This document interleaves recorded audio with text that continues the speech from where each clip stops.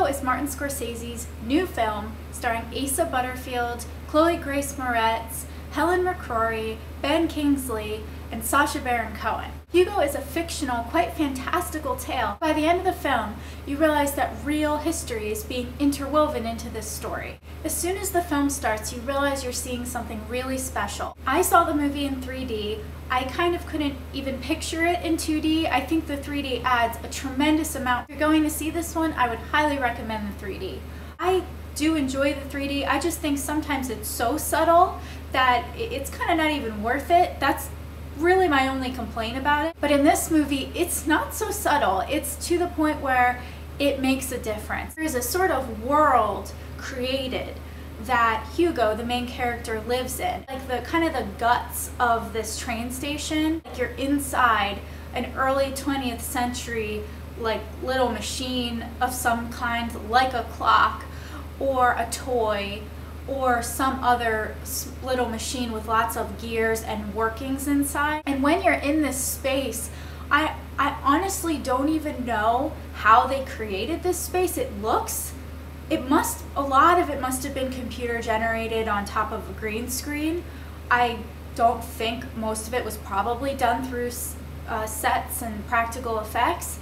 It really immersed you in this little world that Hugo lives in. So I didn't really even care how it was created. I just knew I liked it, and I knew it looked beautiful. It's one of those films where actors and designers and everyone involved kind of all coming together and really understanding the look and feel that Martin Scorsese was going for. The story told within this film is unveiled very, very slowly. I don't even think I'm inclined to call it a negative point. I think sometimes it's okay in a film to have the story be unraveled very slowly. Sometimes it's about what happens in the end.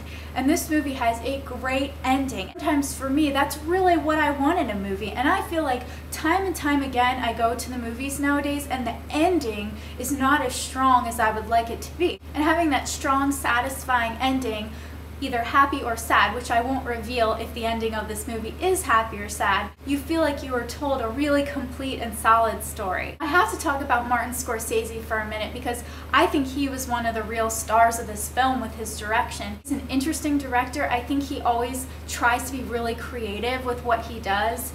He's one of my favorites. Can one be a Martin Scorsese fangirl? Is that strange? Because I think I'm one. I love this guy so much. I've seen a sort of Hollywood figure talk about movies so passionately. You can really see it when in interviews. He's been directing for a long time, since the 1960s really. He had some early hits like Taxi Driver and Raging Bull, and in recent years he's directed really awesome movies like The Aviator, The Departed, Shutter Island, and my personal favorite, Gangs of New York. Gangs of New York is one of my favorite movies of all time. I love it so much. Hugo is a departure for him, I feel, because it's more of a family-oriented film. Usually his films have a lot of violence in them, or they're a little scary, or they're a little bloody. There's usually something like that in them.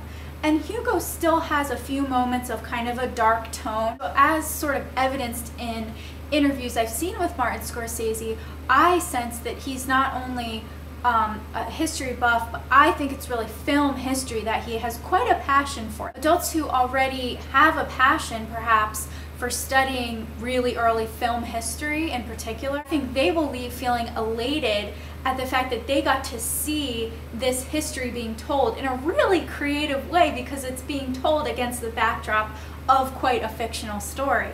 People who don't know anything about film history and are just modern moviegoers who don't really have an interest in the history of cinema, I feel will be inspired to come home and start looking up all of these movies that were referenced and people and figures who are referenced in this film. I got emotional in the end just because I realized in the end that this movie is a movie about people who love fantasy, about people who like creating things, people who like building things, people who like being creative, people who like making things and crafting things. So Hugo, I thought, was just a fantastic film, so well crafted and on a grand scale and hugely worthy of being seen in 3D. In fact, I think it really is a champion for 3D. So Hugo gets a 9.5 out of 10 for me. I think it's the highest rating I've given so far. I saw the movie a couple days ago and it's still sticking with me and I'm still thinking about how cool it was. It's very, very evident